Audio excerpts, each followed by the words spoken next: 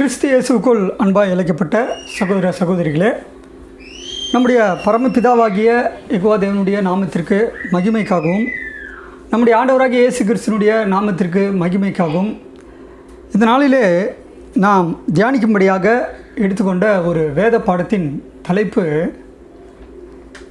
இயேசு கிறிஸ்துனுடைய இரண்டாம் வருகை என்கின்ற ஒரு பாடத்தை நாம் இந்த நாளிலே தியானிக்கலாம். அன்பான சகோதர சகோதரிகளே, ஒட்டுமொத்த கிறிஸ்தவர்களுடைய நம்பிக்கை என்ன அப்படின்னா, எல்லா கிறிஸ்தவர்களும் யாருடைய வருகைக்காக காத்து கொண்டு இருக்கிறார்கள் அப்படின்னா, நம்முடைய ஆண்டவராகிய இயேசு கிறிஸ்துனுடைய வருகைக்காக. அப்போ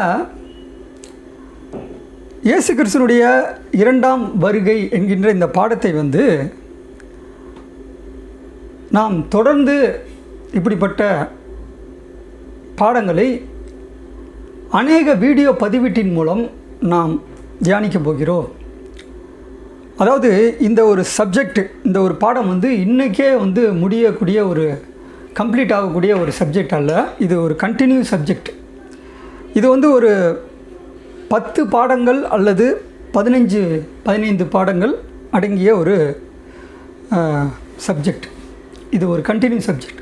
சரி, ஓகே. இப்போ நம்ம பாடத்திற்கு போகலாம். அன்பான சகோதர சகோதரிகளே, இயேசு கிறிஸ்து இரண்டாம் வருகை வருவார் என்று நம்முடைய பரிசுத்த வேதாகமும் எடுத்து நமக்கு காண்பிக்கிறது. சரி, இந்த பாடத்தை நம்ம எப்படி தியானிக்க போகிறோம் அப்படின்னா, சில கேள்விகள் மூலமாக இந்த பாடத்திற்குள்ளாக நாம் போகலாம். அது என்ன கேள்வி அப்படின்னா, இப்போ இயேசு கிறிஸ்து அவர் இரண்டாம் வருகை வராரு அப்படின்னா, அவர் எப்படி வருவார்? அவர் எப்படி வருவார்? எந்த சரீரத்தில் வருவார்? ஏனென்றால் அவருடைய முதலாம் வருகை எப்படி இருந்தது அப்படின்னா, அவர் மனிதனாக காணப்பட்டார், மனிதனாக வெளிப்பட்டார். அது முதலாம் வருகை. ஆனால் இரண்டாம் வருகை எப்படி வருவார்? எந்த சரீரத்தில் வருவார்? இது ஒரு கேள்வி.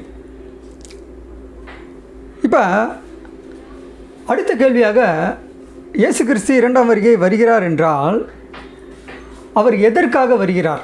அவருடைய வருகை நோக்கம் என்ன? இதுதான் இரண்டாவது கேள்வி. மூன்றாவது கேள்வி, இயேசு கிறிஸ்து இரண்டாம் வருகை வரும்போது இந்த பூமியில் உள்ள ஜனங்கள் எல்லாரும் இயேசு கிறிஸ்துவை பார்க்க முடியுமா? இது மூன்றாவது கேள்வி. அதே நேரத்தில் நான்காவது கேள்வி என்ன அப்படின்னா, இன்றைக்கு இயேசு கிறிஸ்துனுடைய வருகையை பற்றி அநேக கிறிஸ்தவர்களுடைய நம்பிக்கை என்ன? அதாவது எல்லா கிறிஸ்தவர்களும் இயேசு கிறிஸ்துனுடைய வருகையை எப்படியெல்லாம் நம்புகிறாங்க அப்படின்னா, ஒரு சிலர் இயேசு கிறிஸ்து இரண்டாம் வருகை வந்துவிட்டார் என்று ஒரு நம்பிக்கைக்குள்ளாக இருக்கிறார்கள். ஆனால் மேக்சிமம் இந்த உலகத்தில் அநேக கிறிஸ்தவர்கள், சபைகளில் இயேசு கிறிஸ்து இரண்டாம் வருகை இன்னும் வரவில்லை என்று தான் நம்புகிறாங்க. அப்போ நம்முடைய பரிசுத்த வேதாகமத்தை பொறுத்த வகையில் யார் கடவுள் அப்படின்னா, ஒரே தேவன் தான். அவருடைய நாமம் யாவே, யெகோவா என்பது. அப்போ இயேசு கிறிஸ்து அவருடைய குமாரன் என்று நம்முடைய பரிசுத்த வேதாகமும் சொல்கிறது. இதுதான் ஒரு அடிப்படை விசுவாசம், பேசிக் ட்ரூத். இந்த ஒரு அடிப்படை விசுவாசம் தான் பைபிளில் காணப்படுகிற ஒரு விசுவாசம். இந்த ஒரு விசுவாசம் இன்றைக்கு உள்ள எல்லா கிறிஸ்தவர்கள் மத்தியில் இருக்குதா அப்படின்னா இல்லை. அப்போ உண்மையான கடவுளையும் குமாரனையும் அறிந்த சபையார் இந்த உலகத்தில் ஒரு சில சபை தான். இப்போ நான் சொல்லக்கூடிய சபைகள் நீங்கள் கேள்விப்பட்டிருக்கலாம். இந்த ஒரு சபைகள் மட்டும்தான் பிதாவாகிய யெகோவா தேவனை கடவுள் என்றும், இயேசு கிறிஸ்து குமாரன் என்றும், இயேசு கிறிஸ்து அவருடைய குமாரன் என்று விசுவாசிக்கக்கூடிய ஒரு சில சபைகள். அந்த சபைகளுடைய பேர் என்ன அப்படின்னா உங்களுக்கு தெரிந்திருக்க வாய்ப்பு இருக்குது. இது இப்போ சொல்லக்கூடிய சபைகள் இந்தியாவில் இல்லை, இது உலகத்தில் உலகளாவிய ஒரு அமைப்பு. அதில் எந்த சபை அப்படின்னா பைபிள் ஸ்டூடெண்ட்ஸ். அடுத்தது யெகோவாவின் சாட்சிகள், ஜெகோவா விட்னஸ். அடுத்தது லேமன் ஹோம் மிஷனரி மூமெண்ட். இன்னும் சில சபைகள் இருக்கலாம்.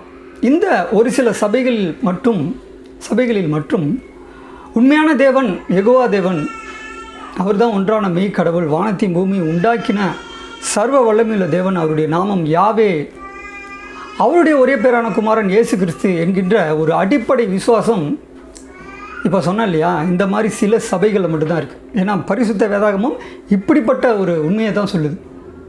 இதை தவிர மற்ற எல்லா சபையில் உள்ள விசுவாசம் என்ன அப்படின்னா திருத்துவம் அல்லது ஒன்லி ஜீசஸ். திருத்துவம் அப்படின்னா உங்களுக்கு தெரிஞ்சிருக்கும், 3 நபர்கள் ஒரு இது கடவுள் அப்படின்னு சொல்லுவாங்க. ஒன்லி ஜீசஸ் அது உங்களுக்கு தெரிந்திருக்க வாய்ப்பு இருக்குது. இயேசு கிறிஸ்து தான் யெகோவா தேவன் என்று தவறாக சொல்கிறவர்கள். இதை தவிர மற்ற சபைகளெல்லாம் இதே ஒரு கருத்து தான் இருக்குது. ஆனால் இது தவறான ஒரு நம்பிக்கை, விசுவாசம், பைபிளுக்கு எதிரான ஒரு டாக்ட்ரின். ஆனால் உண்மையான கடவுள் யெகோவா தேவன், இயேசு கிறிஸ்து அவருடைய குமாரன் என்று நம்பக்கூடிய சபைகள் இப்போ பார்த்தோம் இல்லையா, Bible student, Jehovah witness, layman home missionary moment.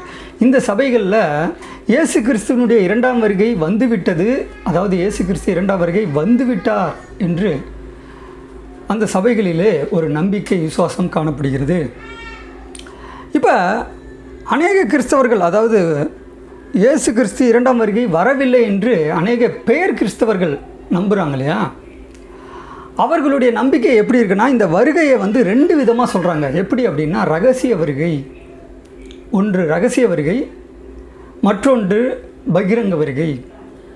இதை எப்படி அவங்க சொல்கிறாங்க அப்படின்னா 1 தெசலோனிக்கர் அதிகாரம் 5 வசனம் 2ல், அதே மாதிரி 2 பேதுரு அதிகாரம் 3 வசனம் 10ல் இரவிலே திருடன் வருகிற விதமாய் கர்த்தருடைய நாள் இருக்கும் அப்படின்னு இருக்கு.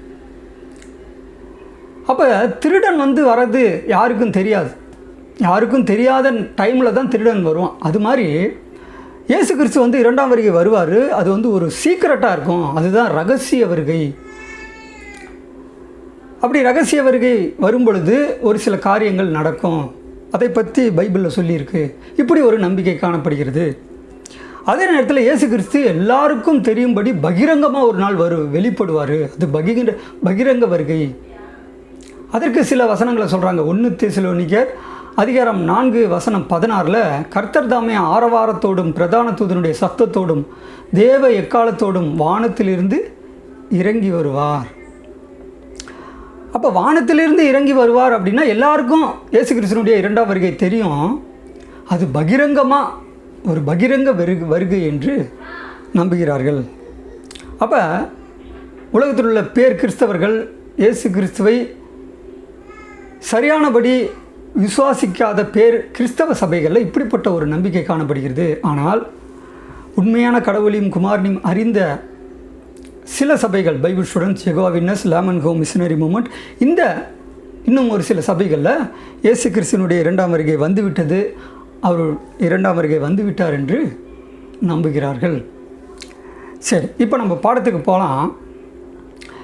எதற்காக இந்த 2ஆம் வருகையை நம்ம தியானிக்கணும்? இந்த 2ஆம் வருகையை நம்ம கட்டாயம் அவசியம் பார்க்க வேண்டுமா அல்லது பார்க்க வேண்டாமா? ஏனென்றால் அவருடைய 2ஆம் வருகை அப்படின்னாவே ஒரு சில வசனங்களை முன்வைத்து அவருடைய வருகையை பற்றி அறிந்து கொள்ள வேண்டாம் என்று நினைக்கிறார்கள். அது எந்த வசனம் அப்படின்னா மத்தேயு அதிகாரம் 24 வசனம் 36. அந்த நாளையும் அந்த நாளிகையும் என் பிதா ஒருவர் தவிர மற்றொருவனும் அறியான், பரலோகத்தில் உள்ள தூதர்களும் அறியார்கள். இப்போ இந்த வசனத்தை பார்க்கும்போது நமக்கு என்ன ஒரு சிந்தனை ஏற்படும் அப்படின்னா, அந்த நாள் அந்த நாளிகை, எந்த நாள்? இயேசு கிறிஸ்துனுடைய 2ஆம் வருகை. அவர் எப்போ வருவார்? அவர் வரலன்னா அவருடைய வருகை அந்த நாள் நாளிகை என் பிதா ஒருவருக்கு மாத்திரமே தெரியும், பரலோகத்தில் உள்ள தூதர்களும் அறியார் அப்படின்னு இருக்கு. இதே ஒரு கருத்தை வலியுறுத்தின இன்னொரு வசனம் கூட இருக்குது. மார்க்கு அதிகாரம் 13 வசனம் 32ல், அந்த நாளையும் அந்த நாளிகையையும் பிதா ஒருவர் தவிர மற்றொருவனும் அறியான், பரலோகத்தில் உள்ள தூதர்களும் அறியார்கள், குமாரனும் அறியார். பாருங்கள், இயேசு கிறிஸ்துனுடைய வருகை தூதர்களுக்கு தெரியாது, குமாரன் யார் இயேசு கிறிஸ்துவுக்கும் தெரியாது. அப்படின்னா பிதாவுக்கு மட்டும்தான் தெரியும். அதனால் இயேசு கிறிஸ்துனுடைய வருகையை அறிந்து கொள்வது வேஸ்ட் ஆஃப் டைம், அர்த்தம் இல்லாதது. ஏன்னா அவருடைய வருகையின் நாள், அந்த நாளிகை பிதாவுக்கு மாத்திரமே தெரியும். அதனால் இந்த ஒரு இரண்டாம் வருகை அப்படிங்கிற ஒரு ஆராய்ச்சிக்குள்ளே ஒரு சில சபையார் போக மாட்டாங்க. இப்படியும் ஒரு சில நம்பிக்கைக்குள்ளாக ஒரு சிலர் இருக்கிறார்கள். இப்போ கேள்வி என்ன அப்படின்னா, இயேசு கிறிஸ்துனுடைய வருகை அவருடைய நாளிகை, அவர் வரக்கூடிய அந்த நாளிகை பிதாவுக்கு தான் தெரியும், இயேசு கிறிஸ்துவே தெரியாது அப்படின்னா, எதற்காக இயேசு கிறிஸ்துவனிடத்திலே சீசர்கள் ஒரு கேள்வியை கேட்குறாங்க? அந்த கேள்வியில் எப்படிப்பட்ட ஒரு காரியத்தை முன் வைக்கிறாங்க அப்படின்னா, பாருங்கள், இந்த வசனத்தை நம்ம அநேக முறை படித்திருக்கலாம். எல்லாருக்கும் தெரிந்த ஒரு வசனம் தான். இயேசு கிறிஸ்துவனுடைய இரண்டாம் வருகை அப்படின்னாவே இந்த வசனம் எல்லாருக்கும் தெரிந்த ஒரு வசனம். என்ன வசனம்னா மத்தேயு 24 அதிகாரம் 3 வசனம். பின்பு அவர் ஒலிவ மலையின் மேல் உட்கார்ந்திருக்கையில் சீசர்கள் அவரிடத்தில் தனித்து இவைகள் எப்பொழுது சம்பவிக்கும்? உம்முடைய வருகைக்கும் உலகத்தின் முடிவுக்கும் அடையாளம் என்ன? எங்களுக்கு சொல்ல வேண்டும் என்றார்கள். இப்போ இயேசு கிறிஸ்துவனுடைய வருகை அந்த நாளிகை பிதாவுக்கு தான் தெரியும் அப்படின்னா, எதற்காக சீசர்கள் இயேசு கிறிஸ்துவனிடத்தில் அடையாளத்தை கேட்குறாங்க? அவருடைய வருகை தான் தெரியாது, அது பிதாவுக்கு தான் அந்த நாளிகை தெரியும்னா ஏன் சீசர்கள் இயேசு கிறிஸ்துவனிடத்தில் அடையாளத்தை கேட்குறாங்க? பாருங்கள், அந்த வசனத்தில் உம்முடைய வருகைக்கும் உலகத்தின் முடிவுக்கும் அடையாளம் என்ன? எங்களுக்கு சொல்ல வேண்டும் அப்படின்னு கேட்குறாங்க. இப்போ கவனித்து பார்த்திங்கன்னா, இந்த பாடத்திற்குள்ளாக நாம் போகலாம். இந்த வசனத்தில் உம்முடைய வருகை உலகத்தின் முடிவு அப்படின்னு இருக்கு. இப்போ அநேக கிறிஸ்தவர்களுடைய நம்பிக்கை எப்படி இருக்குது அப்படின்னா, இந்த உலகம் அழிந்த பிறகு தான் அவருடைய இரண்டாம் வருகை வரும் அப்படின்னு ஒரு சில பேர் கிறிஸ்தவ சபைகளில் நம்புகிறாங்க. அதாவது இந்த உலகம் அப்படின்னாவே இப்போ இருக்கிறது எத்தனாவது உலகம்? அப்போது இருந்த உலகம் ஜலப்பிரளயத்தால் அழிந்தது, அது முதலாம் உலகம். இப்போது இருக்கிறது இரண்டாம் உலகம். இன்னும் சொல்லப்போனால் இந்த உலகம் அழியும் அப்படின்னு இருக்கு இல்லையா? உலகம் அப்படின்னா உலகம், இந்த பூமி அழியுமா அப்படின்னா இல்லை. இந்த உலகம் அப்படின்னு இருக்கு இல்லையா? சில தமிழ் மொழிபெயர்ப்பில் எப்படி இருக்குன்னா யுகம் அப்படின்னு இருக்கு. யுகம். அப்போ முதலாம் யுகம் ஆதாம் சிருஷ்டிப்பில் இருந்து ஜலப்பிரளய அழிவு வரை, அது முதலாம் உலகம். அதிலிருந்து தொடங்கி இயேசு கிறிஸ்துவனுடைய அந்த வருகை, இப்போ இருக்கிறது நம்ம இரண்டாவது உலகம், யுகம், இரண்டாவது யுகம். அப்போ இந்த யுகம் இந்த அழிந்த பிறகு அவருடைய வருகை, இயேசு கிறிஸ்துவனுடைய இரண்டாம் வருகை வரும் என்று ஒரு சில நம்பிக்கை காணப்படுகிறது. ஆனால் இந்த வசனத்தில் பாருங்கள், உம்முடைய வருகை உலகத்தின் முடிவு. அப்போ வருகை வரும்போது, இயேசு கிறிஸ்துவனுடைய வருகையின் போது உலகம் அழியுமா? இதெல்லாம் ஒரு நாளில் நடக்கக்கூடிய ஒரு விஷயமா? அப்போ பாருங்கள், உம்முடைய வருகை உலகத்தின் முடிவு அப்படின்னா முதல்ல வருகை என்கின்ற வார்த்தையை தான் மென்ஷன் பண்ணியிருக்காங்க. அடுத்தது தான் உலகத்தின் முடிவு. உலகம்னா யுகத்தின் முடிவு. அப்போ உம்முடைய வருகை அப்படின்னு இருக்கு இல்லையா? அப்போ இயேசு கிறிஸ்து இரண்டாம் வருகை வந்துவிட்டார் என்று ஒரு சில சபையிலார் நம்புகிறார்கள், சபையில் நம்புகிறாங்க. அதை குறித்து நம்ம பார்த்தோம். ஆனால் மேக்சிமம் வரல அப்படின்னு தான் நம்புகிறாங்க. அப்போ இந்த வருகை அப்படின்னு தமிழில் இருக்கு இல்லையா? இதோடைய மூல வார்த்தை என்ன அப்படின்னா, இப்போ பழைய ஏற்பாடு எபிரேய மொழியில் எழுதப்பட்டுள்ளது, புதிய ஏற்பாடு கிரேக்க மொழியில் எழுதப்பட்டுள்ளது.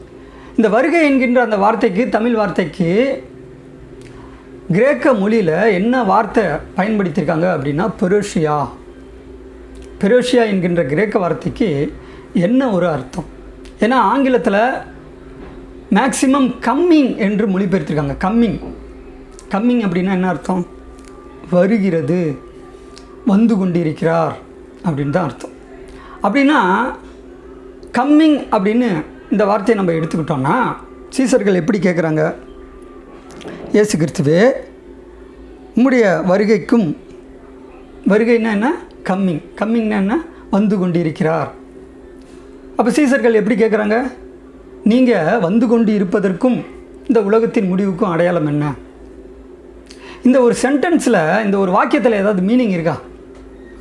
நீங்களே சொல்லுங்கள். இயேசு கிறிஸ்துவே நீர் வந்து கொண்டு இருப்பதற்கும், ஏன்னா கம்மிங்னா தான் அர்த்தம், வருகிறது, வந்து கொண்டு இருக்கிறார் அப்படின்னு அர்த்தம். அப்போ சீசர்கள் எப்படி கேட்குறாங்க? இயேசு கிறிஸ்துவே நீர் வந்து கொண்டு இருப்பதற்கும் இந்த உலகத்தின் முடிவுக்கும் அடையாளம் என்ன? இந்த வாக்கியத்தில், இந்த சென்டென்ஸில் ஏதாவது மீனிங் இருக்கா? அப்படின்னா இந்த பெரோஷியா என்கின்ற கிரேக்க வார்த்தைக்கு சரியான ஒரு ஆங்கில மொழிபெயர்ப்பு என்ன அப்படின்னா ப்ரெசன்ஸ். அதனால்தான் மூல மொழியிலலாம் நீங்கள் பார்த்தீங்கன்னா ப்ரெசன்ஸ் அப்படின்னு சரியாக மொழிபெயர்த்திருக்காங்க. அது எந்தெந்த பைபிள் அப்படிங்கிறத நம்ம பார்க்கலாம். பாருங்கள், இது வந்து interlinear Bible, New American Standard Bible, interlinear Bible, New American NASB. அடுத்த பைபிளாக RSV, Revised Standard Version, interlinear Bible. அடுத்த பைபிளாக KJV, இன்டர்லீனியர் பைபிள். அடுத்த பைபிளாக NIV, இன்டர்லீனியர் பைபிள். இது மாதிரி ஒரு சில இன்டர்லீனியர் பைபிளெல்லாம் பெரோஷியா என்கின்ற அந்த கிரேக்க வார்த்தைக்கு ப்ரெசன்ஸ் அப்படின்னு சரியாக மொழிபெயர்த்திருக்காங்க. அப்போ ப்ரெசன்ஸ் அப்படின்னா என்ன அர்த்தம்? ப்ரெசன்ஸ் வந்து இருத்தல், உங்கள் மத்தியில் இருக்கிறேன் அப்படின்னு தான் அர்த்தம். இருப்பது, உங்கள் மத்தியில் இருக்கிறேன் அப்படின்னு தான் அர்த்தம். அதே நேரத்தில் ஆங்கிலத்தில் மேக்சிமம் எல்லா ஆங்கில மொழிபெயர்ப்புலேயும் கம்மிங் அப்படின்னு தவறாக மொழிபெயர்த்துட்டாங்க. கம்மிங் என்கின்ற வார்த்தையை பொருத்தி பார்த்தீங்கன்னா அதில் மீனிங்கே இருக்காது. நீங்கள் வந்து கொண்டு இருப்பதற்கும் உலகத்தின் முடிவுக்கும் அடையாளம் என்ன? இந்த வாக்கியத்தில் ஏதாவது மீனிங் இருக்கா? அதே நேரத்தில் இந்த ஒரு சில ஆங்கில மொழிபெயர்ப்பு வேதாகமத்தில் ப்ரெசன்ஸ் என்று சரியாக மொழிபெயர்த்திருக்காங்க. அது எந்தெந்த பைபிள் அப்படின்னா நியூ வேர்ல்டு டிரான்ஸ்லேஷன், புதிய உலக மொழிபெயர்ப்பு. அடுத்த பைபிளாக ருதர்ஹாம் பைபிள், ருதர்ஹாம் பைபிள். அடுத்த பைபிளாக YLT, யங் லிட்ரல் டிரான்ஸ்லேஷன். அன்பான சகோதர சகோதரிகளே, இப்போ பார்த்தோம் இல்லையா, இன்டர்லீனியர் பைபிள், ஒரு சில ஆங்கில வேதாகமங்கள். இதை தவிர மேலும் சில மொழிபெயர்ப்பு, ஆங்கில மொழிபெயர்ப்பில் கூட ப்ரெசன்ஸ் அப்படின்னு மொழிபெயர்த்திருக்காங்க. அது எந்தெந்த பைபிள் அப்படிங்கிறத நீங்கள் இணையதளத்திலே போயிட்டு பாருங்கள். அதில் மத்தேயு அதிகாரம் 24ஆம் அதிகாரம் 3ஆம் வசனத்தில் ப்ரெசன்ஸ் என்று சரியாக மொழிபெயர்த்திருக்காங்க. அது எந்தெந்த பைபிள் அப்படிங்கிறத நம்ம பார்க்கலாம்.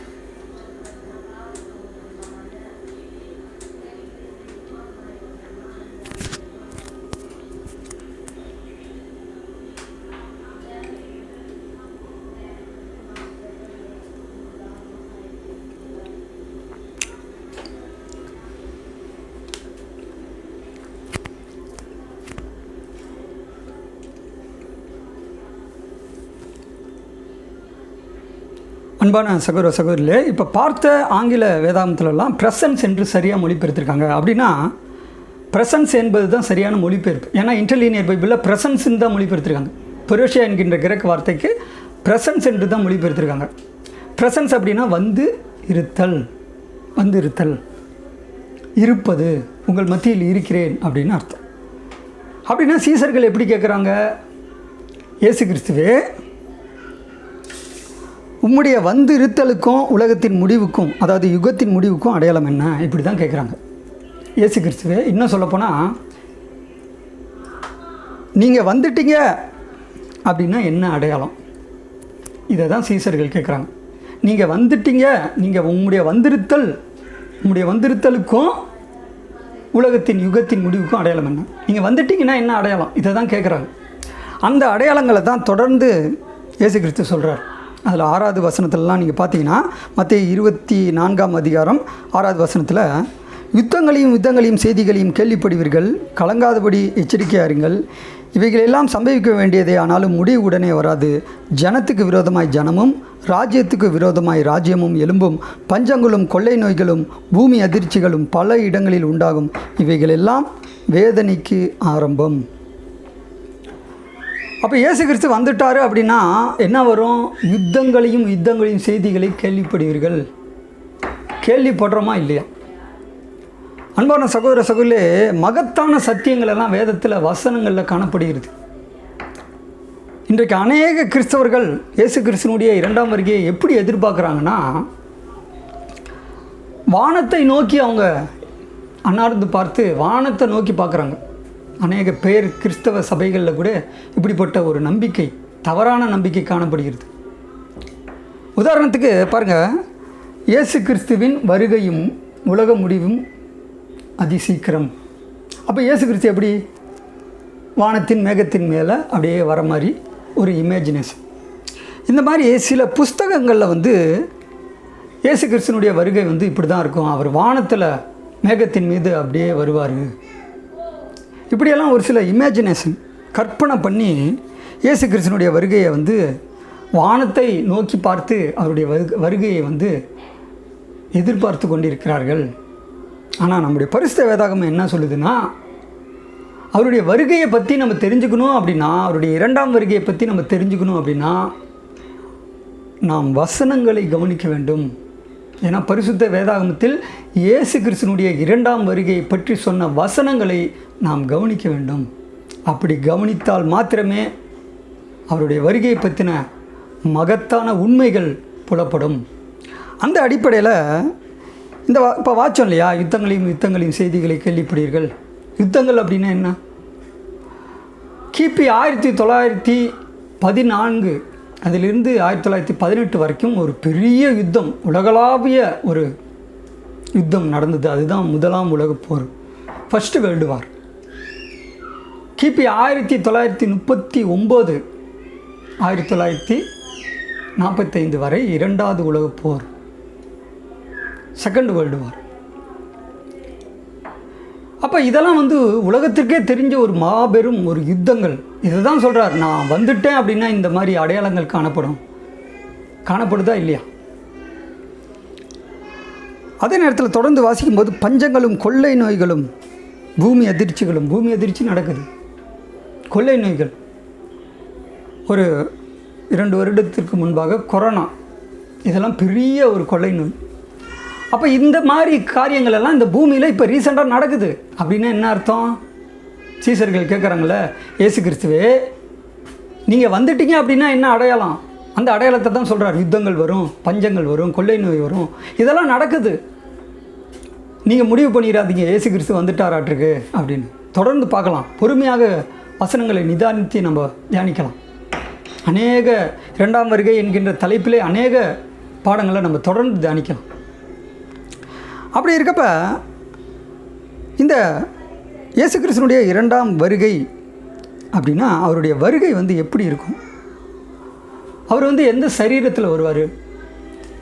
இப்போ அநேகர் என்ன நினைக்கிறாங்க, ஒரு சில புஸ்தகங்கள் அதிலெல்லாம் இயேசு கிறிஸ்து வானத்தில் அப்படியே மேகத்தின் மீது அப்படியே வருவார், ஒரு மனிதன் மாதிரி வருவார், இப்படியெல்லாம் தவறாக நினைக்கிறாங்க. ஆனால் இயேசு கிறிஸ்துனுடைய 2ஆம் வருகை, இயேசு கிறிஸ்து வருவார்னா அவர் எந்த சரீரத்தில் வருவார்? மனித சரீரத்தில் மனிதனாக வருவாரா? அல்ல. அப்படின்னா இயேசு கிறிஸ்துனுடைய 2ஆம் வருகை எப்படி இருக்கும் அப்படின்னா பாருங்கள், இப்படிப்பட்ட ஒரு கேள்விகளுக்கு பதில் தான் நம்முடைய முன்னோர்கள் அப்போஸ்தலர்கள் வேதாகமத்தில் எழுதியிருக்காங்க. சுவிசேஷ புஸ்தகத்திலும் நிருபங்களிலும் எழுதியிருக்காங்க. இப்போ ஏற்பட்ட கேள்விகளுக்கு இயேசு கிறிஸ்துனுடைய வருகையின் போது இயேசு கிறிஸ்து எப்படி வருவார்? வாசிக்கலாம். 2 கொரிந்தியர் அதிகாரம் 5 வசனம் 16. ஆகையால் இது முதற்கொண்டு நாங்கள் ஒருவனையும் மாம்சத்தின்படி அறியோம், நாங்கள் கிறிஸ்துவையும் மாம்சத்தின்படி அறிந்திருந்தாலும் இனி ஒருபோதும் அவரை மாம்சத்தின்படி அறியோம். ஆகையால் இது முதற்கொண்டு நாங்கள் ஒருவனையும் மாம்சத்தின்படி அறியோம். நாங்கள் கிறிஸ்துவையும் மாம்சத்தின்படி அறிந்திருந்தாலும். அப்போ அப்போஸ்தலர்கள் கிறிஸ்துவ மாம்சத்தின்படி அறிந்திருந்தாங்க. அது எப்போ? அதுதான் முதலாம் வருகை. முதலாம் வருகையில் இயேசு கிறிஸ்து ஒரு மனிதனாக மாம்சத்திலே வெளிப்பட்டார். ஆனால் இரண்டாம் வருகை எப்படி இருக்கும் அப்படின்னா, தொடர்ந்து வாசிக்கும்போது, இனி ஒருபோதும் அவரை மாம்சத்தின்படி அறியோம். இனிமே அவரை மாம்சத்தின்படி பார்க்க முடியாது அப்படின்னு பவுல் சொல்கிறார். அப்போ இரண்டாம் வருகை வருவார் என்று ஒட்டுமொத்த கிறிஸ்தவர்களும் நம்புகிறார்கள், விசுவாசிக்கிறார்கள், எதிர்பார்க்கிறார்கள். ஆனால் அவருடைய வருகை எப்படி இருக்கும்? அவரை பார்க்க முடியாது. அதனால தான் பவுல் தெளிவாக சொல்கிறார், இனி ஒருபோதும் அவரை மாம்சத்தின்படி அறியோம். அப்போ இரண்டாம் வருகை இயேசு கிறிஸ்து வருவார்னா அவரை மாம்ச கண்களால் பார்க்க முடியாது. ஏன்னா அவர் மாம்ச சரீரத்தில் வரமாட்டார். அப்படின்னா எப்படி வருவார் அப்படின்னா, இயேசு கிறிஸ்துவை பிதாவாகிய தேவன் எந்த நிலைமைக்கு உயர்த்தியிருக்கார்? பிதாவாகிய தேவனுடைய சித்தத்தை இயேசு கிறிஸ்து முதலாம் வருகையில் நிறைவேற்றினார். அதனால் பிதாவாகிய யெகோவா தேவன் இயேசு கிறிஸ்துவை எப்படி உயர்த்தியிருக்காரு அப்படின்னா, நமக்கு தெரிந்த ஒரு வசனம் தான். யோவான் அதிகாரம் 5 வசனம் 26, பிதாவானவர் தம்மில் தாமே ஜீவனுள்ளவராய் இருக்கிறது போல குமாரனும் தம்மில் தாமே ஜீவனுடையவராய் இருக்கும்படி அருள் செய்திருக்கிறார் அப்படின்னு படிக்கிறோம். அப்போ பிதாவாகிய தேவனுடைய தன்மை, அவருடைய நிலைமை, அவருடைய நேச்சர் என்ன அப்படின்னா சாகாமை, ஆங்கிலத்தில் இமார்டாலிட்டி அப்படின்னு சொல்லுவோம். அப்போஸ்தலனாகிய பவுல் எழுதுகிறார் இல்லையா, 1 தீமோத்தேயு அதிகாரம் 6 வசனம் 16, ஒருவராய் சாகாமையுள்ளவர், சேரக்கூடாத ஒளியில் வாசம் பண்ணுகிறவர், மனிதரில் ஒருவரும் கண்டிராதவர், காணக்கூடாதவருமாய் இருக்கிறவர் பிதாவாகிய யெகோவா தேவன். அவருடைய நிலைமைக்கு இயேசு கிறிஸ்துவை உயர்த்தியிருக்காரு. பிதாவாகிய தேவனுடைய அந்த நேச்சர், அதே நிலைமையை, சாகாமையை குமாரனுக்கு கொடுத்துருக்கார்.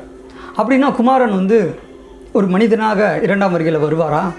அல்ல, பைபிள் அப்படி சொல்லவில்லை, பைபிள் வசனங்கள் அப்படி சொல்லவில்லை. அப்படின்னா அவர் வர்றது யாருக்குமே தெரியாது. அப்படின்னா எப்படி வருவார்? ஆவின் சரீரத்தில் அவர் வருவார். ஆவின் சரீரத்தில் வருவார். அப்படின்னா எப்படி இதை புரிந்து கொள்வது அப்படின்னா, இதனால தான் சீசர்கள் மத்தேயு 24 அதிகாரம் 3வது வசனத்தில் அடையாளத்தை கேட்குறாங்க. இப்போ ஒருத்தவங்க உங்கள் வீட்டுக்கு வராங்க, அவங்கள நீங்கள் பார்க்குறீங்க, அவங்களும் உங்களை பார்க்குறாங்க. அப்படின்னா அவங்கள்ட்ட அடையாளத்தை, நீங்கள் வர்றதுக்கு அடையாளம் கேட்பீங்களா? நீங்கள் வரீங்கன்னா அதுக்கு அடையாளம் சொல்லுங்கள் அப்படின்னு கேட்க மாட்டோம். ஏன்னா நீங்களும் ஒரு மனிதன் வீட்டுக்கு வராங்க அப்படின்னா அடையாளம் தேவையில்லை, நேருக்கு நேர் பார்க்குறோம். உதாரணத்துக்கு ஒரு சில காரியங்களை நம்ம பார்க்கலாம். இப்போ பஞ்சபூதங்கள் அப்படின்னு சொல்லுவோம் இல்லையா, நீர், நிலம், காற்று, ஆகாயம், நெருப்பு. இதில் காற்று அப்படின்னு இருக்கு இல்லையா, காற்று, இதை நம் கண்களால் பார்க்க முடியாது, உணர முடியும். அதே மாதிரி இயேசு கிறிஸ்துனுடைய வருகையை கண்களால் பார்க்க முடியாது. இன்றைக்கு அநேக கிறிஸ்தவர்கள் தவறாக நம்பிக்கொண்டு இருக்கிறார்கள், இயேசு கிறிஸ்துவை மாம்ச கண்களால் பார்க்க முடியும் என்று. இது தவறான ஒரு நம்பிக்கை. வேதம் அப்படி சொல்லவில்லை. இதனால தான் இயேசு கிறிஸ்துக்கிட்ட அவங்க அடையாளத்தை கேட்குறாங்க. நீங்கள் வந்துட்டீங்க அப்படின்னா என்ன அடையாளம்? ஏன்னா பார்க்க முடியாது. மேலும் ஒரு உதாரணத்தை நம்ம பார்க்கலாம். இது ஒரு உதாரணம் தான், ஒரு எக்ஸாம்பிள் தான். இப்போ உங்கள் வீட்டுக்கு ஒரு தேவ தூதர்கள் வராங்க, தேவ தூதர். இப்போ தேவ தூதர்கள் அப்படின்னாவே அவங்களுடைய நிலைமை என்ன அப்படின்னா, அவங்க காற்றுகளாக இருக்காங்க, அக்கினி ஜாலிகளாக இருக்கிறாங்க. இதெல்லாம் நம்ம எபிரேயரில் படிக்கிறோம். காற்றுகளாக, கண்ணுக்கு தெரியாது. தேவ தூதர்களுடைய நிலைமை நேச்சுரல் அப்படி தான் இருக்குது. அப்போ உங்கள் வீட்டுக்கு இப்போ சொல்கிறது ஒரு உதாரணம் தான், நீங்கள் புரிஞ்சுக்கணும் அப்படிங்கிறதுக்காக. அப்போ நீங்கள் கேட்குறீங்க தேவ தூதர்கள்ட்ட, நீங்கள் எங்கள் வீட்டுக்கு வரீங்கன்னா என்ன சரீரத்தில் வருவீங்க, உங்களை நான் பார்க்க முடியுமா அப்படின்னு நீங்கள் கேட்குறீங்க. அதுக்கு தேவ தூதர் என்ன சொல்கிறாருன்னா, நான் மாம்ச சரீரத்தில் வரமாட்டேன் அப்படின்னு சொல்கிறாங்க. அப்போ மாம்ச சரீரத்தில் வராங்க அப்படின்னா நம்ம மாம்ச கண்களால் பார்க்க முடியும். அப்போ மாம்ச சரீரத்தில் வரல அப்படின்னா நம்மளால் பார்க்க முடியாது. அப்படின்னா நம்ம என்ன கேட்போம்? அடுத்த கேள்வி, அப்போ நீங்கள் வர்றீங்க அப்படின்னா எப்படி நாங்கள் தெரிஞ்சுக்கிறது? அதுக்கு ஏதாவது அடையாளத்தை சொல்லுங்கள். அடையாளம் அப்படின்னு இருக்கு இல்லையா, மத்தேயு 24:3 அடையாளம்னு இருக்கு இல்லையா, சில மொழிபெயர்ப்பில் அறிகுறி, சைன். அப்போ நீங்கள் வரீங்கன்னா அதுக்கு என்ன அடையாளம்? அந்த அடையாளத்தை வச்சு நீங்கள் வந்துட்டீங்களா வரலையா அப்படின்னு கேட்குற மாதிரி ஒரு உதாரணம். இது ஒரு உதாரணம். இதே போல் இந்த உதாரணத்தை அப்படியே மத்தேயு 24ஆம் அதிகாரம் 3வது வசனத்தில் பொருத்தி பாருங்கள். இயேசு கிறிஸ்து இனிமேல் 2ஆம் வருகை வருவார்னா அவரை மாம்ச கண்களால் பார்க்க முடியாது. பவுல் தெளிவாக சொல்கிறார், இனி மாம்சத்தின்படி அறியும். அதனால தான் சீசர்கள் கேட்குறாங்க, நீங்கள் வந்துட்டீங்க அப்படின்னா என்னென்ன அடையாளம்? அந்த அடையாளத்தை தான் தொடர்ந்து மத்தேயுல சொல்கிறார். யுத்தங்கள் வரும், பஞ்சங்கள் வரும், கொள்ளை நோய் வரும். அன்பான சகோதர சகோதரே, நாம் வேத வசனங்களை ஆராய்ந்து பார்க்க வேண்டும். இயேசு கிறிஸ்துனுடைய 2ஆம் வருகையை பற்றி சொல்லப்பட்ட எல்லா வசனங்களையும் நாம் தியானிக்கும் பொழுது தான் நமக்கு ஒரு தெளிவான உறுதியான ஒரு விசுவாசம் நமக்கு ஏற்படும். சரி, இப்போ பவுலுடைய ஸ்டேட்மெண்ட் எப்படி இருக்குது? இனி மாம்சத்தின்படி ஒருபோதும் அறியோம். அப்போ மாம்ச கண்களால் இயேசு கிறிஸ்துனுடைய 2ஆம் வருகையை பார்க்க முடியாதுன்னு பவுல் சொல்கிறார். அவருடைய ஸ்டேட்மெண்ட் இப்படி இருக்குது. ஆனால் அப்போஸ்தலனாகிய யோவான் என்ன சொல்கிறாருன்னா, பாருங்கள், நமக்கு தெரிந்த ஒரு வசனம் தான். இந்த வசனத்தை நம்ம பலமுறை படிச்சிருப்போம். அது என்ன வசனம்? வெளிப்படுத்தின விசேஷம் அதிகாரம் 1 வசனம் 7. இதோ மேகங்களுடனே வருகிறார், கண்கள் யாவும் அவரை காணும், அவரை குத்தினவர்களும் அவரை காண்பார்கள், பூமியின் கோத்திரத்தார் எல்லாரும் அவரை பார்த்து புலம்புவார்கள், அப்படியே ஆகும். ஆமேன். இப்போ மேகங்களுடனே வருகிறார், கண்கள் யாவும் அவரை காணும். கண்கள் யாவும் அவரை காணும் அப்படின்னு இருக்கு. இப்போ பவுல் சொல்கிறாரு மாம்சத்தின்படி அவரை அறியோங்கிறாரு. ஆனால் அப்போஸ்தலனாகிய யோவான் அப்படி சொல்லலையே. கண்கள் யாவும் அவரை காணும் அப்படின்னு சொல்லியிருக்கு. அப்படின்னா பவுல் சொல்கிறது கரெக்டா அல்லது அப்போஸ்தலனாகிய யோவான் சொல்கிறது கரெக்டா அல்லது 2 பேரும் சொல்கிறது கரெக்டா? இப்போ வேத வசனம் பைபிளில் சொல்லப்பட்ட இந்த வசனங்கள் முரண்படுதா? பைபிள் முரண்படுகிறதா? ஏன்னா பவுல் சொல்கிறாரு பார்க்க முடியாது, இயேசு கிறிஸ்து 2ஆம் வருகை வருவார்னா அவரை மாம்சத்தின்படி அறியும். யோவான் அப்படி சொல்லலையே, கண்கள் யாவும் அவரை காணும் அப்படின்னு சொல்கிறாரு. அப்படின்னா பைபிள் முரண்படுகிறதா? ஏனென்று சொன்னால் இப்படிப்பட்ட வசனத்தை சரியானபடி புரிந்து கொள்ளாமல் அநேக பேர் தவறான ஒரு விளக்கத்தை இந்த கடைசி காலத்தில் அநேக சபைகளில் சொல்லிகிட்டு இருக்காங்க. இயேசு கிறிஸ்து இப்படி வருவார், அப்படி வருவார். ஆனால் பைபிளை நாம் பார்க்கும்போது, ஆராய்ந்து பார்க்கும்போது பைபிள் ஒருபோதும் முரண்படாது. ஏன்னா இது கடவுளுடைய வார்த்தைகள், உங்களுடைய வசனமே சத்தியம். இந்த பரிசுத்த வேதாகமும் சத்தியம், உண்மை. ஏன்? கடவுளுடைய வார்த்தைகள். பைபிள் ஒருபோதும் முரண்படாது. அப்படின்னா புரிந்து கொள்ளுதல், அண்டர்ஸ்டாண்டிங் இதில் தான் இருக்குது. அப்போ புரிந்து கொள்ளுதல் அப்படின்னா, புரிந்து கொள்ளும்போது இந்த கண்கள் யாவும் அவரை காண்பார்கள் அப்படின்ட்டு இல்லையா, இதெல்லாம் ஆராய்ச்சிக்குரிய ஒரு பாடம். தொடர்ந்து இப்பேற்பட்ட வசனங்களுடைய விளக்கங்களை நம்ம அடுத்தடுத்த வீடியோ பதிவிட்டெல்லாம் நம்ம தியானிக்கலாம். ஆனால் 2ஆம் வருகையை பற்றின ஒரு அடிப்படை, ஒரு பேசிக் இன்றைக்கி நம்ம இதை குறித்ததான ஒரு காரியத்தை நம்ம பார்க்கலாம். இப்போ நம்ம பாடத்திற்கு போகலாம். இப்போ ஒரு சில கேள்விகளை உங்கள் மத்தியில் கேட்டேன். அதாவது இயேசு கிறிஸ்து 2ஆம் வருகை வருவார்னா அவர் எப்படி வருவார், எந்த சரீரத்தில் வருவார்? அது ஒரு பாயிண்ட் கிளியர். அவரை மாம்சத்தின்படி அறியும். அப்படின்னா மாம்ச சரீரத்தில் அவர் 2ஆம் வருகை வரமாட்டார். அவர் வருகையுடைய நோக்கம் என்ன? அவர் வராருன்னா எதற்காக வருகிறார்? ஏனென்றால் இன்றைக்கு இயேசு கிறிஸ்து 2ஆம் வருகை வராரு அப்படின்னா எல்லா கிறிஸ்தவர்களும், எல்லா கிறிஸ்தவ சபைகளிலும் எப்படிப்பட்ட ஒரு நம்பிக்கை இருக்குன்னா, இந்த நம்பிக்கை தவறான நம்பிக்கை. அது என்ன நம்பிக்கை? அதாவது கிறிஸ்து 2ஆம் வருகை வரும்போது கிறிஸ்தவர்கள் மாத்திரம் பரலோகத்துக்கு போயிடுவாங்க. அப்போ மற்ற மதத்தவர்கள், மற்ற ரிலீஜன், இந்துக்கள், முஸ்லீம், இந்த மாதிரி சில மற்ற மதத்தவர்களை, கிறிஸ்தவர்கள் அல்லாத மற்ற மதத்தவர் நரகத்துக்கு போயிடுவாங்க. இப்படியும் சில தவறான நம்பிக்கை இந்த கிறிஸ்தவ சபைகளில், கிறிஸ்தவ சமுதாயத்தில் காணப்படுகிறது. அப்படின்னா இயேசு கிறிஸ்து 2ஆம் வருகை வரார்னா அவருடைய வருகை நோக்கம் என்ன? அவர் எதற்காக வருகிறார்? இப்படிப்பட்ட கேள்விகளுக்கும் பதில் நம்முடைய முன்னோர்கள், அப்போஸ்தலர்கள் பரிசுத்த வேதாகமத்தில் எழுதியிருக்காங்க. அது எப்படிப்பட்ட ஒரு உண்மை அப்படிங்கிறத நம்ம சில வசனத்தின் மூலம் தியானிக்கலாம். இயேசு கிறிஸ்து வராரு அப்படின்னா அவருடைய வருகை நோக்கம் என்ன? இதுதான் கேள்வி. இதுக்கு உண்டான ஒரு பதில் என்னென்னா பாருங்கள், யோவான் அதிகாரம் 14 வசனம் 2-3. யோவான் அதிகாரம் 14 வசனம் 2-3. என் பிதாவின் வீட்டில் அநேக வாசஸ்தலங்கள் உண்டு. அப்படி இல்லாதிருந்தால் நான் உங்களுக்கு சொல்லியிருப்பேன். ஒரு ஸ்தலத்தை உங்களுக்காக ஆயத்தம் பண்ண போகிறேன். நான் போய் உங்களுக்காக ஸ்தலத்தை ஆயத்தம் பண்ணின பின்பு நான் இருக்கிற இடத்திலே நீங்களும் இருக்கும்படி நான் மறுபடியும் வந்து உங்களை என்னிடத்தில் சேர்த்துக்கொள்வேன். பார்த்தீங்களா?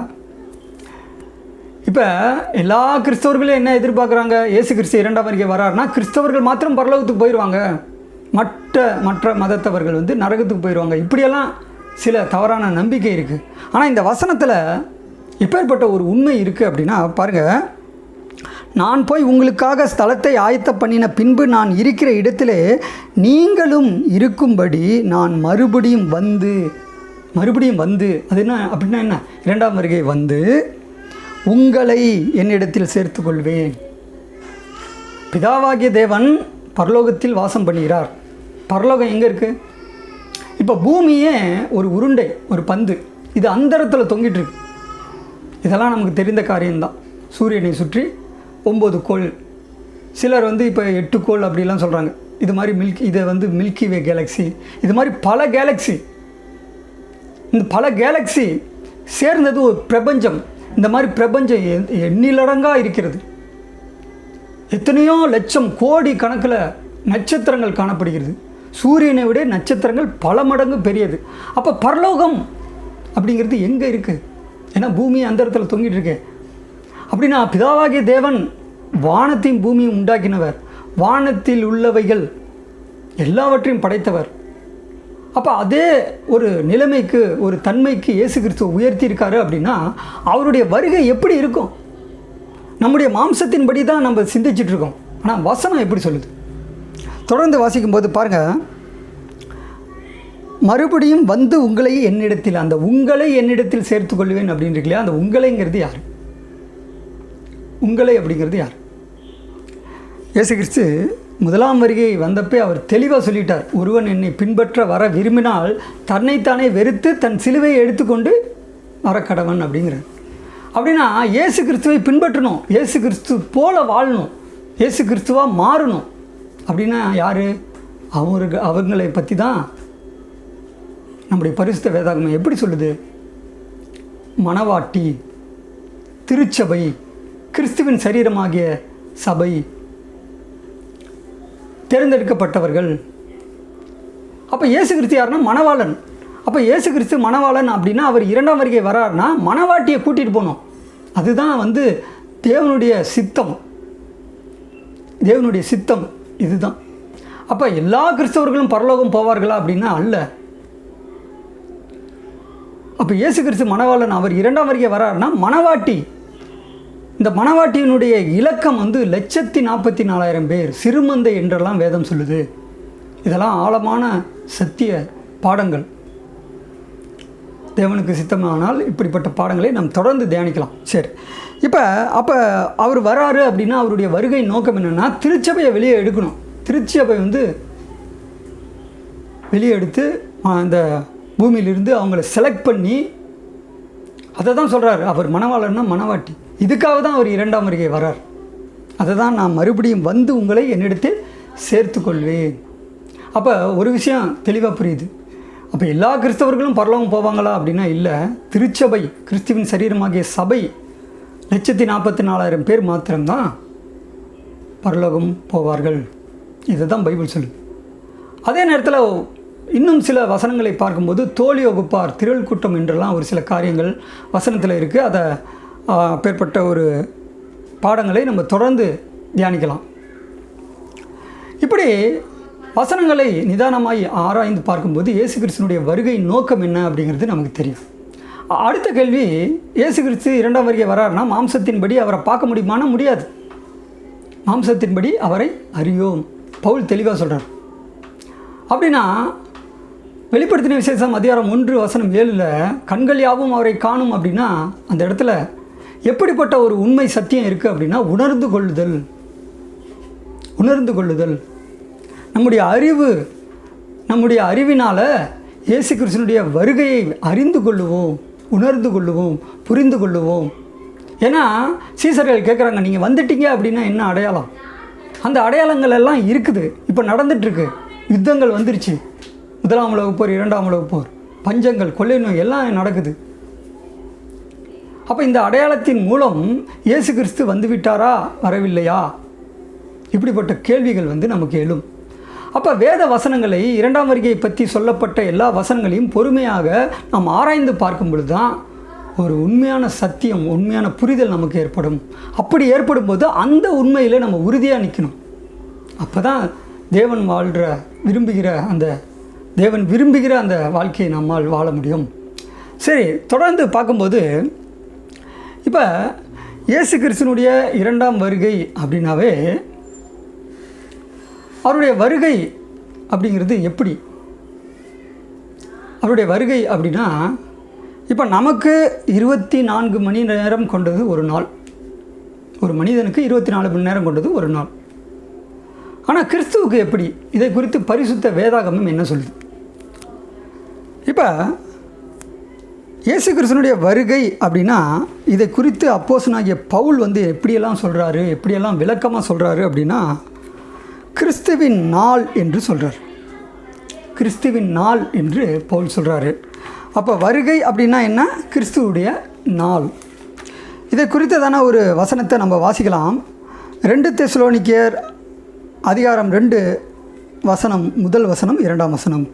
அன்றியும் சகோதரரே, நம்முடைய கர்த்தராகிய இயேசு கிறிஸ்துவின் வருகையும் நாம் அவரிடத்தில் சேர்க்கப்படுவதையும் குறித்து நாங்கள் உங்களை வேண்டிக் கொள்கிறது என்னவென்றால், ஒரு ஆவியினாலாவது வார்த்தையினாலாவது எங்களிடத்திலிருந்து வந்ததாய் தோன்றுகிற ஒரு நிருபத்தினாலாவது கிறிஸ்துவனுடைய நாள் சமீபமாக இருக்கிறதாக சொல்லப்பட்டால் உடனே சஞ்சலப்படாமலும் கலங்காமலும் இருங்கள். பாருங்கள், இதில் கவனிக்க வேண்டிய விஷயம் என்னென்னா, அப்போஸ்தலனாகிய பவுல் சொல்கிறாரு, முதல் வசனத்தில் கிறிஸ்துவனுடைய வருகை, இயேசு கிறிஸ்துவனுடைய வருகை அப்படின்னு சொல்கிறார். இயேசு கிறிஸ்துவனுடைய இரண்டாம் வருகைன்னு சொல்கிறார். அப்படி இருக்கப்போ 2வது வசனத்தில் எப்படி சொல்லியிருக்கணும்? அவருடைய வருகையை பற்றி தானே சொல்லணும். ஆனால் வருகையை பற்றி சொல்லாமல் எப்படி சொல்கிறாரு அப்படின்னா, கிறிஸ்துவனுடைய நாள் அப்படின்னு சொல்கிறார். அப்படின்னா கிறிஸ்துவனுடைய நாள் அப்படின்னா என்ன? கிறிஸ்துவனுடைய வருகை அப்படின்னா என்ன? கிறிஸ்துவனுடைய வருகை என்பது கிறிஸ்துவனுடைய நாள். கிறிஸ்துவனுடைய நாள் என்பது கிறிஸ்துவனுடைய வருகை. கிறிஸ்துவனுடைய நாள் வந்துருச்சு அப்படின்னா இயேசு கிறிஸ்துவனுடைய வருகை வந்துருச்சுன்னு அர்த்தம். சரி, இப்போ ஏற்பட்ட ஒரு உண்மைகளை, சத்தியங்களை நாம் தியானிக்கணும், ஆராய்ந்து பார்க்கணும். ஏன் அப்படின்னா, இப்போ நமக்கு தான் 24 மணி நேரம் கொண்டது ஒரு நாள். அப்போ எல்லா கிறிஸ்தவர்களும் என்ன நினைக்கிறாங்கன்னா, இயேசு கிறிஸ்து இரண்டாம் வருகையில் ஒரு நாள் வருவார், அவர் ஒரே நாளில் எல்லாவற்றையும் செய்து முடித்திருவார் என்று ஒரு தவறான நம்பிக்கைக்குள்ளாக இருக்கிறார்கள். ஆனால் வேதம் அப்படி சொல்லவில்லை. அப்படின்னா இப்படிப்பட்ட ஒரு அவருடைய வருகையை பற்றின வசனங்களில் உள்ள ஒரு ரகசியம் என்ன அப்படின்னா, தொடர்ந்து வாசிக்கும்போது பாருங்கள், அப்போஸ்தலனாகிய பேதுரு இது பற்றின ஒரு விளக்கத்தை ஒரு வசனத்தை மேற்கோள் காட்டி சொல்கிறார். அந்த வசனத்தை நம்ம பலமுறை படித்திருக்க வாய்ப்பு உண்டு. என்ன வசனம் அப்படின்னா, 2 பேதுரு அதிகாரம் 3 வசனம் 8, கர்த்தருக்கு ஒரு நாள் 1000 வருஷம் போலவும் 1000 வருஷம் ஒரு நாள் போலவும் அப்படின்னு நம்ம படிக்கிறோம். கர்த்தருக்கு அப்படின்னு வரும், தமிழில் கர்த்தர் அப்படின்னு வரும். இதே ஆங்கிலத்தில் LORD, லார்ட் அப்படின்னு இருக்கும். சில மொழிபெயர்ப்பு, ஆங்கில மொழிபெயர்ப்பில் எகோவா, யாவே அப்படின்னு மொழிபெயர்த்திருப்பாங்க. அப்போ கடவுளுக்கு, எகோவா தேவனுக்கு ஒரு நாள் 1000 வருஷம் போல், 1000 வருஷம் ஒரு நாள் போல் அப்படின்னு அந்த வசனம் சொல்லுது. அப்படின்னா இந்த வசனத்தில் என்ன ஒரு சீக்ரெட், என்ன ஒரு சத்தியம், என்ன ஒரு உண்மை இருக்குது அப்படின்னா, இதை விளங்கி கொள்வதற்காகவே நம்முடைய சிருஷ்டிப்பில் ஆதாம் சிருஷ்டிக்கப்பட்டார் இல்லையா, அவர்கிட்ட முதல்ல தேவன் ஒரு கட்டளையை கொடுக்குறாரு. அந்த கட்டளையை ஆதாம் மீறிட்டார். அதெல்லாம் நமக்கு தெரிந்த ஒரு காரியம்தான். அப்போ தேவன் சொல்கிறாரு, பிதாவாகிய யெகோவா தேவன் ஆதாம்கிட்ட என்ன சொல்கிறாரு? நீ சாப்பிடும் நாளிலே சாகவே சாவாய் அப்படின்னு சொல்கிறார். இப்போ நீங்கள் சொல்லுங்கள், ஆதாம் சாப்பிட்டு அதே நாளில் அவர் இறந்தாரா? இல்லையே. அவருடைய வயது, அவர் மரிக்கும்போது அவருடைய வயது 930. அப்படின்னா எப்படி இது பொருத்தமாக அமையும்? ஏன்னா தேவன் சொல்கிறாரு, நீ சாப்பிடும் நாளிலே சாகவே சாவாய். அப்படின்னா ஆதாம் சிருஷ்டிப்பிலிருந்து அவர் கனியை எடுத்து சாப்பிட்டது இந்த நாள், இந்த வருடம் அப்படின்னு பைபிளில் ஆதாரம் இல்லை. அப்படின்னா இந்த வசனத்தில் எப்பேற்பட்ட உண்மை இருக்குது, ரகசியம் இருக்குது அப்படின்னா பாருங்கள். இப்போ 2 பேதுரு 3:8 நம்ம வாசித்தோம், யெகோவா தேவனுக்கு ஒரு நாள் 1000 வருஷம் போல், 1000 வருஷம் ஒரு நாள் போல் அப்படின்னு இருக்கு இல்லையா. இந்த வசனத்தினுடைய ஒரு பேஸ், ஒரு ஆரம்பம் தான் ஆதியாகமத்திலே தேவன் சொல்லியிருக்கார். நீ புசிக்கும் நாளிலே சாகவே சாவாய் என்று தேவன் ஆதாமிடம் சொன்னார் இல்லையா. இப்போ நமக்கு 1000 வருடம், தேவனுக்கு ஒரு நாள். தேவனுக்கு ஒரு நாள், நமக்கு 1000 வருடம்.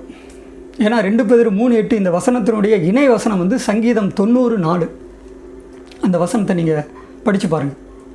அப்படின்னா தேவனுடைய பார்வையில் நம்ம 1000 வருஷம் வாழ்கிறோம் இல்லையா, இந்த 1000 வருஷம் வாழ்கிற இந்த வாழ்க்கை தேவனுடைய பார்வையில் ஒரு நாள் அப்படிங்கிறார். அவருடைய பார்வையில் ஒரு நாள் தான். அப்படின்னா தேவனுடைய பார்வையில் ஆதாம் அவர் சொன்ன பிரகாரம் இறந்துட்டார். அதனால தான் 2 பேர் 3:8 சொல்கிறார், கடவுளுக்கு யெகோவா தேவனுக்கு ஒரு நாள் 1000 வருஷம் போல், 1000 வருஷம் ஒரு நாள் போல். அப்போ 1000ல் 930 நீங்கள் லெஸ் பண்ணுங்கள், மீதி எவ்வளோ வரும்? 70 வருடம். அப்போ தேவனுடைய பார்வையில் தேவன் சொன்ன வார்த்தையின்படி ஆதாம் அந்த ஒரு நாளுக்குள்ளே இறந்துட்டார், மரிச்சிட்டார். இப்போ இதெல்லாம் வந்து மகத்தான ஒரு சீக்ரெட், ஒரு சத்தியம். இதெல்லாம் வேதத்திலே வசனங்கள் ஒரு பதிலாக சொல்லப்பட்டுள்ளது. அன்பான சகோதர சகோதரிலே, அப்படின்னா இயேசு கிறிஸ்துவினுடைய வருகை அப்படிங்கிறது இப்போ நம்ம நினைக்கிற பிரகாரம் ஏதோ ஒரு நாளில் வந்து எல்லா காரியங்களையும் முடிச்சுட்டு வரான், ஒரே நாளில் முடிஞ்சிருமா? அல்ல. அப்படின்னா அவருடைய வருகையின் காலப்பகுதி என்ன அப்படின்னா அதை தான் 1000 வருட அரசாட்சி என்று பைபிள் வசனத்தின் மூலம் உறுதியாக எடுத்து காண்பிக்கிறது. அப்போ இயேசு கிறிஸ்துவினுடைய வருகை என்பது என்ன? அவருடைய நாள், கிறிஸ்துவின் நாள். கிறிஸ்துவின் நாள் என்பது என்ன? கிறிஸ்துவனுடைய வருகை. கிறிஸ்துவனுடைய வருகை என்பது எப்படி? அது ஒரு காலப்பகுதி. அந்த காலப்பகுதி 1000 வருடம். எப்படி அப்படின்னா, இப்போ ஆதாமுக்கு ஒரு நாளில் வந்து கொடுத்தாரு, அதில் ஆதாம் வந்து கீழ்ப்படியாமல் போனார். அதனால் பாவத்தின் சம்பளம் மரணம். அப்போ ஒட்டுமொத்த உலக ஜனங்களுக்கு மரணம், பாவத்தின் விளைவு மரணம், மரிக்கிறோம், இறந்து போகிறோம். அப்போ இந்த மரணத்திலிருந்து, இந்த பாவத்திலிருந்து மனிதனை ரட்சிக்க வேண்டும். இதுதான் ரட்சிப்பின் திட்டம். ரட்சிப்பின் திட்டம், தெய்வீக திட்டம், கடவுளுடைய பிளான். இதை வந்து தேவன் எப்படி செய்கிறாரு அப்படின்னா, குமாரன் மூலமாக, குமாரனுடைய பலியினாலே நம்மை, ஒட்டுமொத்த உலகத்தையும் மீட்டு ரட்சித்தார். யார்? பிதாவாகிய யெகோவா தேவன். அன்பான சகோதர சகோதரிகளே, இப்போ இயேசு கிறிஸ்துவனுடைய வருகை அப்படின்னா கிறிஸ்துவனுடைய நாள் என்றும், கிறிஸ்துவனுடைய நாள் என்பது ஒரு நாள் அல்ல, அது 1000 வருட அரசாட்சி. இதை தான் வந்து இப்பேற்பட்ட உண்மையை வந்து உறுதிப்படுத்தும் விதத்தில் நம்முடைய பரிசுத்த வேதாகமத்தில் ஒரு வசனம் காணப்படுகிறது. அந்த வசனத்தை நம்ம பலமுறை படிச்சிருப்போம். அப்போஸ்தலர் அதிகாரம் 17 30-31 வசனத்திலலாம் நீங்கள் வாச்சிங்கன்னா, அப்போஸ்தலர் 17 30-31 மேலும் ஒரு நாளை குறித்திருக்கிறார். அந்த நாளில் தாம் நியமித்த மனுஷனை கொண்டு இந்த பூமியை நியாயம் தீர்ப்பார், நீதியாய் நியாயம் தீர்ப்பார் அப்படின்னு இருக்கும். அப்போ மேலும் ஒரு நாள், முதல்ல ஒரு நாளை குறிச்சிருந்தார். அதில் ஆதாம் வந்து தவறிட்டார். அதன் விளைவாக பாவத்தினுடைய சம்பளம் மரணம், ஒட்டுமொத்த உலக மனுக்குலமும் மரிக்கிறார்கள். அதனால் தேவன் மேலும் ஒரு நாளை குறிச்சிருக்கிறாரு. அந்த நாளை வந்து யெகோவா தேவன் கிறிஸ்துவோட கையில் கொடுக்குறார். அதுதான் கிறிஸ்துவின் நாள், கிறிஸ்துவனுடைய வருகை, 1000 ஆண்டு அரசாட்சி என்று நம்முடைய பரிசுத்த வேதாகமம் எடுத்து நமக்கு காண்பிக்கிறது. இப்போ கிறிஸ்துவனுடைய நாள் என்பது அவருடைய வருகை அப்படிங்கிற ஒரு உண்மையை உறுதிப்படுத்தும் விதத்தில் ஒரு 2 வசனங்களை பார்த்து படித்து இந்த பாடத்தை நிறைவு செய்வோம். மத்தேயு அதிகாரம் 24, மத்தேயு அதிகாரம் 24 வசனம் 27. மின்னல் கிழக்கிலிருந்து தோன்றி மேற்கு வரைக்கும் பிரகாசிக்கிறது போல மனுஷகுமாரனுடைய வருகையும் இருக்கும். பாருங்கள், மின்னல் கிழக்கிலிருந்து தோன்றி மேற்கு வரைக்கும் பிரகாசிக்கிறது போல அப்படின்னு இருக்கு இல்லையா. இப்போ எல்லாருடைய சிந்தனையில் என்ன ஒரு கருத்து நிலவுது அப்படின்னா, மின்னல் அப்படிங்கிறது சடனாக வந்துட்டு போயிடும், 1 செகண்டு 2 செகண்டு 3 செகண்டு. ஆனால் இந்த இடத்துல கிழக்கு மேற்கு அப்படின்னு சொல்லியிருக்கு இல்லையா. இதுக்கு உண்டான ஒரு விளக்கத்தை, அர்த்தத்தை நம்ம தொடர்ந்து அடுத்தடுத்து வீடியோ பதிவுட்டில் நம்ம தியானிக்கலாம். சரி, இப்போ நம்ம பாடத்துக்கு போகலாம். இதில் பாருங்கள், மனுஷகுமாரனுடைய வருகை இருக்கும் அப்படின்னு இருக்கு இல்லையா. இதே வசனத்தை நீங்கள் லூக்காவில் வாசிக்கும் பொழுது, லூக்காவில் எப்படி இருக்குன்னா பாருங்கள், லூக்கா அதிகாரம் 17 வசனம் 24. லூக்கா அதிகாரம் 17 வசனம் 24. மின்னல் வானத்தின் ஒரு திசையில் தோன்றி மறுதிசை வரைக்கும் பிரகாசிக்கிறது போல மனுஷகுமாரனும் தம்முடைய நாளிலே தோன்றுவார். பார்த்தீங்களா, மத்தேயுல எப்படி இருக்குன்னா மனுஷகுமாரனுடைய வருகை இருக்கும். எப்படி மின்னல் கிழக்கிலிருந்து தோன்றி மேற்கு வரைக்கும் பிரகாசிக்கிறது போல் மனுஷகுமாரனுடைய வருகை இருக்குன்னு மத்தேயுல சொல்லப்பட்டுள்ளது. ஆனால் லூக்கால எப்படின்னா பாருங்கள், மனுஷகுமாரனும் தம்முடைய நாளில் தோன்றுவார். அப்போ மனுஷகுமாரனுடைய நாட்கள் நாள், மனுஷகுமாரனுடைய நாள் அப்படின்னா என்ன? அவருடைய இரண்டாம் வருகை. அவருடைய இரண்டாம் வருகை அப்படிங்கிறது மனுஷகுமாரனுடைய நாள். இதை தான் கிறிஸ்துவின் நாள் என்று அப்போஸ்தலனாகிய பவுல் பிலிப்பியரில் தெசலோனிக்கரில் எழுதுகிறார். அப்போ கிறிஸ்துவுடைய நாள் என்பது என்ன? அது நம்ம நினைக்கிற மாதிரி ஒரு நாள் 24 hours 1 day அல்ல, அது 1000 வருட அரசாட்சி. அன்பான சகோதர சகோதரிகளே, இப்படிப்பட்ட இரண்டாம் வருகை பற்றின ஒரு சத்தியங்களை, வசனங்களை நாம் தொடர்ந்து அநேக வீடியோ பதிவீட்டின் மூலம் நாம் தியானிக்க போகிறோம். அப்போ இந்த பாடத்தின் மூலம் நாம் என்ன அறிந்து கொண்டோம் அப்படின்னா, முதல் கேள்வி, இயேசு கிறிஸ்து இரண்டாம் வருகை வருவார்னா அவர் மாம்சத்தின்படி அவரை பார்க்க முடியாது. பார்க்க முடியாத நிலைமையில் இயேசு கிறிஸ்துனுடைய இரண்டாம் வருகை இருக்கும். அதனால தான் சீசர்கள் மத்தேயு 24:3 அடையாளத்தை கேட்குறாங்க. அந்த அடையாளங்கள் மத்தேயு 24 அதிகாரத்தில் 6ஆம் வசனத்தில் யுத்தங்களையும் செய்திகளை நம்ம கேள்விப்படுறோம். முதலாம் உலகப்போர், இரண்டாம் உலகப்போர் இதெல்லாம் நடந்து முடிஞ்சிருச்சு. அப்போ சீசர்கள் கேட்குறாங்க, நீங்கள் வந்துட்டீங்க அப்படின்னா என்ன அடையாளம்? இந்த அடையாளங்கள் எல்லாம் காணப்படுகிறது அப்படின்னா இயேசு கிறிஸ்து வந்துட்டாரா? இந்த அடையாளங்கள் தோன்றுகிறது அப்படின்னா வந்துட்டாரா அப்படிங்கிற ஒரு கேள்வி உங்கள் மத்தியில், உங்கள் உள்ளத்தில் எழும்பும். தொடர்ந்து அநேக வசனங்களை அடுத்தடுத்த வீடியோ பதிவீட்டின் மூலம் நாம் தியானிக்கும் போது அதிக உறுதியான ஒரு விசுவாசம் நமக்கு ஏற்படும். பொறுமையோடு கேட்ட உங்கள் அனைவரையும் தேவன் தாமே ஆசீர்வதித்து வழிநடத்துவாராக. ஆமென்.